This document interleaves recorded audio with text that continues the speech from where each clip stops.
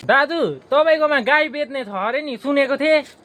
ए छ त भाइ गाई यही हो। ए दाजु तपाईँलाई अब किन कुरा तन्काइ बस्नु हो? तपाईँको यो दाम चाहिँ कति छ यो गाईको चाहिँ? भाइ दाम चाहिँ अब 25,000 छ हो। यसो हेरिदिन्छु नि त्यसमा म।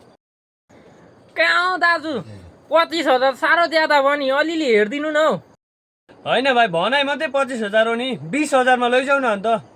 लाने होइन दाजु 20,000 पनि ज्यादा भयो नि।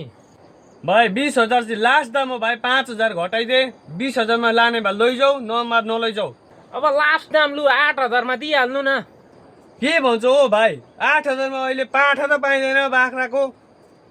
कस्तो कुरा गरेको? त दाजु त्यसो भए लाँदिनँ। यसको 20,000 त्यही पनि कालो न कालो स्वाट मसान जस्तो छ। अलिक हरियो पाङ्रे रातो पहेँलो भए पो हाल्नु दाम।